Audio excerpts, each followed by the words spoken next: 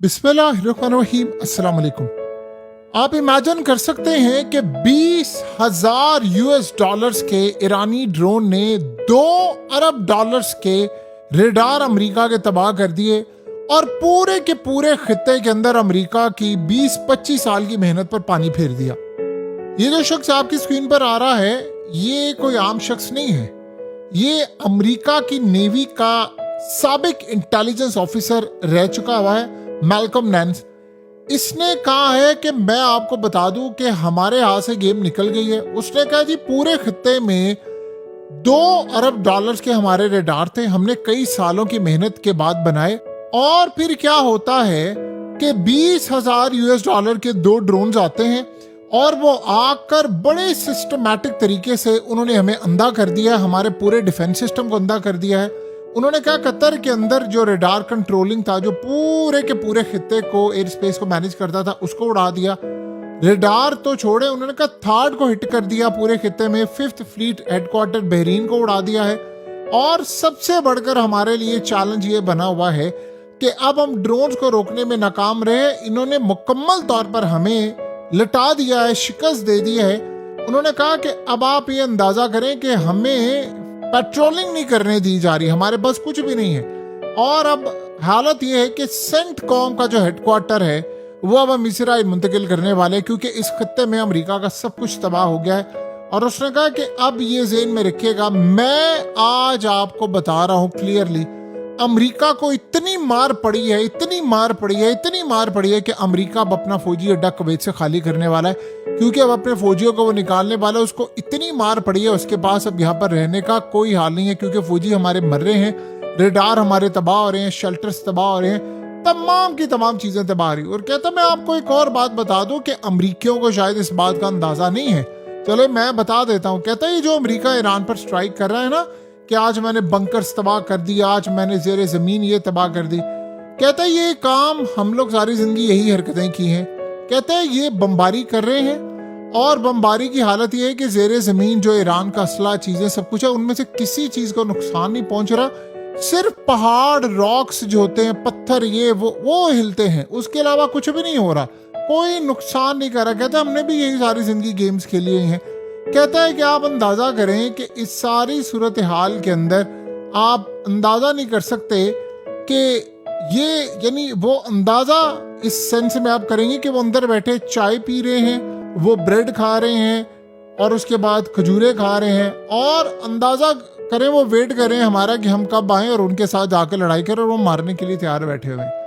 अब ये सूरत हाल के अंदर सबसे बड़ी बात यह है, कहता मैं गया और मैंने जाकर कमांडर्स जो थे अमेरिका के, उनको ब्रीफ किया और मैंने उन्हें कहा कि आप ईरानियों को इस तरह शिकस्त नहीं दे सकते। अब देख लें इस सूरत हाल के अंदर क्या हमारे साथ हो रहा है और क्या तबाही हो रही है, हम ये जंग नहीं जीत सकते। उसने कहा कि वो इंजॉय करें, इसीलिए तो आप देखें वो हमें मारते जा रहे हैं, सुबह मारे हैं, शाम को मारे हैं, रात को मारे हैं, और इस सारी सूरत हाल के अंदर हमारा वो कितना नुकसान करें उसका कोई अंदाजा भी नहीं कर सकता। जिसे कहते हैं ना, वो कह रहे हैं कि उसका कोई तसव्वुर भी नहीं कर सकता हमारे साथ जो वो काम करते फिरे। ये आप इमेजिन करें कौन बात कह रहा है। ये अमेरिका के अंदर बैठे हुए जो लोग हैं वो ये बातें कर रहे हैं कि जी ये हमारे साथ सिनेरियो हो रहा है, हमारे साथ ये मामला हो रहा है और हमें इस तरह की तबाही का सामना करना पड़ा है। अब आप यहाँ पर एक बात बताइए कि क्या अमेरिका इस पूरे के पूरे खेल में कहीं पर भी आपको ये बात अच्छी तरह मालूम होती है कि अमेरिका यहाँ सरवाइव करने की पोजीशन में है? आपको ज़रा सा भी कहीं लगता है कि अमेरिका यहाँ सरवाइव कर पाएगा? सवाल ही पैदा नहीं होता कि अमेरिका यहाँ पर सरवाइव कर जाए या कोई ऐसी सूरत हाल पैदा हो जाए। देखिए, सबसे बड़ा चैलेंज आप जानते हैं अमेरिका के लिए क्या है इस वक्त, जो मौजूदा सूरत हाल में अमेरिका को नजर आ रहा है, जो सबसे बड़ा उसके लिए चैलेंज है, वो चैलेंज अमेरिका के लिए ये बना हुआ है इस वक्त कि क्या अमेरिका ईरान को अब शिकस्त दे सकता है? नहीं दे सकता। उसके पास शिकस्त देने के लिए कोई बाकियात, कोई सूरत हाल मौजूद ही नहीं है। तो फिर सवाल ये पैदा होता है कि अब व्हाट नेक्स्ट, क्या करना है। पहले जो जंग थी वो मामला डिफरेंट था। अब हो ये रहा है कि अब अमेरिका का खित्ते के अंदर जो डिफेंस सिस्टम है वो सारा फेल हो गया। उनको जाना पड़ेगा अब इजराइल के अंदर। और इजराइल में जाकर उनको कुछ ना कुछ करना पड़ेगा, उनको वहां पर अपने फौजियों को मुंतकिल करना पड़ेगा, क्योंकि अब इस रीजन के अंदर उसके पास अपने आप को बचाने के लिए कुछ नहीं है। दूसरी सूरत हाल, खित्ते के ममालिक अमेरिका पर जबरदस्ती दबाव डाल रहे हैं कि आपने ये जंग नहीं लड़नी, क्योंकि उन खित्ते के अंदर उन ममालिक के लिए बहुत ज्यादा तबाही की सूरत हाल खतरनाक हद तक खराब हो सकती है, बहुत ज्यादा मामला खराब हो सकते हैं। और यही वो असल में वजह है कि अब सूरत हाल बड़े खतरनाक लेवल पर चली जाएगी। देखिए अब अमेरिका के लिए चैलेंज क्या है। अमेरिका के लिए जो सबसे बड़ा इस वक्त चैलेंज बना हुआ है कि ना खित्ते के ममालिक की सपोर्ट उनको मिल पा रही है, डॉलर का जवाल इस वक्त हो रहा है, और दूसरा छोटे छोटे जो ड्रोन्स हैं उन्होंने असल में अमेरिका को पता नहीं चला कि ईरान इस जंग के अंदर अपना एआई सिस्टम ट्रेन कर रहा था, बार बार वो ट्रेन करते जा रहे थे। अमेरिका को सबसे ज्यादा आपको पता है नुकसान क्या हुआ है। आप लोग सोचेंगे 40 दिन की जो जंग हुई थी उसमें नुकसान हुआ था, फिर सीज फायर होगी, ये वो वाला नुकसान आप समझ रहे हैं कि शायद वो नुकसान है। ये जो पिछले 8-10 दिन में ईरान ने अमेरिका का नुकसान किया वो 40 दिन की जंग पर भारी बढ़ गया है। उसकी वजह यह है कि उनके आर्टिफिशियल इंटेलिजेंस सिस्टम को उन्होंने वेल ट्रेंड कर दिया है, उनके मिसाइलों की एक्यूरेसी, मनोवर करना, तमाम चीजें बेहतर होगी। अब उनको ये पता है कि कहां पर हिट करना है तो अमेरिका को बाईपास करेंगे, कहां पर अमेरिका को छोड़ना है तो सूरत हाल बेहतर होगी। ये असल में वो काम कर रहे हैं। यही अमेरिका की सबसे बड़ी वीकनेस है कि वो अपने एआई सिस्टम को तैयार कर रहे थे और अमेरिका इस चीज के लिए रेडी नहीं था। अब आप बताएं कि कुवैत में जो हाल हुआ है, जो बहरीन में हो रहा है, उसको देखकर क्या अमेरिका लड़ सकता है? अब आप ये सोचे ना, बरतानिया के हवाले से जो खबर आई कि बरतानिया के वहां से B-1 बॉम्बर उड़े, अब बरतानिया के तोते उड़ गए हैं कि हमारे साथ क्या होगा, हम कैसे इसको मैनेज करेंगे। अमेरिका को ये बात मालूम हो चुकी हुई है कि अब ममालिक हमारा साथ छोड़े हैं। ऊपर से आप ये देखिए ईरान ने कह दिया, उन्होंने कसम खा ली है कि अब अपनाए हॉर्मस पहले जैसा नहीं रहेगा, जो मर्जी हो जाए अपनाए हॉर्मस का स्टेटस पहले जैसा नहीं रहेगा, ना हम उसको इस तरह बहाल होने देंगे।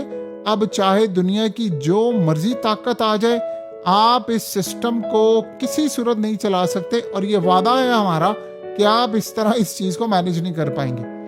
जब इस तरह के मामलात हो जाए दुनिया के अंदर, जब ऐसे सूरत हाल पैदा हो जाए, तो आप समझ लें आपका खेल खत्म हो चुका हुआ है। आपकी चीजें, आपके मामलात, आपकी तमाम सूरत हाल इस वक्त खत्म हो चुकी है। सवाल अब ये पैदा होता है कि व्हाट नेक्स्ट। अब अमेरिका के पास पटारी के अंदर क्या चीज मौजूद है जिससे अमेरिका इस जंग को जीतना चाहता है। देखिए जंग जीतने के लिए अब अमेरिका के पास जो फोर्स, जो तमाम चीजें थी, उसका अब दी एंड हो रहा है। वो ज्यादा देर अब सर्वाइव करने के मूड में नहीं है। तो अमेरिका क्या करेगा? जंग तो वो फिर भी लड़ा है। डोनाल्ड ट्रंप तो चाह रहा है, उसकी जो नजरें हैं वो तीसरी दफा प्रेसिडेंट बनने के लिए है। वो पूरी कोशिश कर रहा है कि मैं दोबारा तीसरी दफा भी प्रेसिडेंट बनूं। देखिए अगर तो इजराइल की आशीर्वाद रही तो फिर तो वो ये काम कर पाएगा। ये पॉसिबिलिटी हो सकती है, अमेरिका के लिए भी हो सकती है कि इजराइल के मामले पर कम से कम ये चीज हो जाए, क्योंकि इजराइल देखिए जो पार्लियामेंट के अंदर अपनी मर्जी का कानून मंजूर करवा सकते हैं, वो ट्रंप को तीसरी दफा का प्रेसिडेंट बनाने के लिए अमेरिका का कानून भी बदलवा सकते हैं, कुछ भी कर सकते हैं। उनकी पावर, उनकी ताकत वो अलाउ करती है उनको कि वो ये काम करें। तो सवाल अब ये पैदा होता है कि बाकी सूरत हाल क्या है, बाकी मामलात क्या है, और ये इतने सालों का जो ये खुबार था, ये चीजें थी, ये कैसे ठीक होंगी। देखिए मामला तो अमेरिका के हाथ से इस वक्त निकले हुए हैं, और अब उनको सबसे बड़ा चैलेंज पता है क्या है कि अमेरिका ने ठेका उठाया था इन ममालिक को हिफाजत से पूरी तरह मैनेज करने का।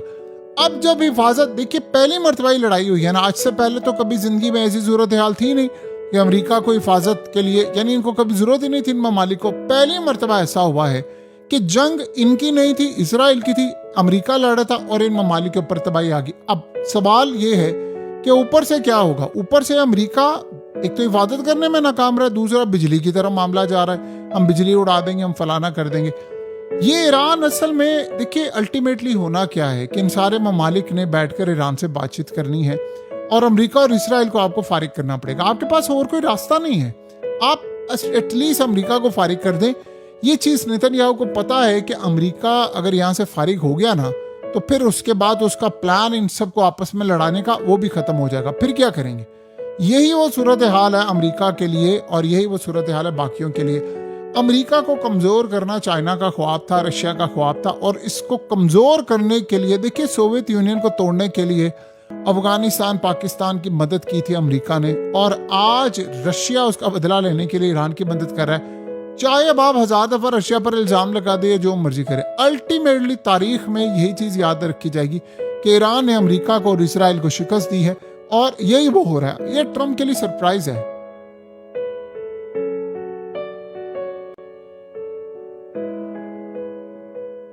हकीकत टीवी को सब्सक्राइब करना मत भूलें, वीडियो को लाइक करें, शेयर करें और कमेंट सेक्शन में अपनी राय का इजहार जरूर करें।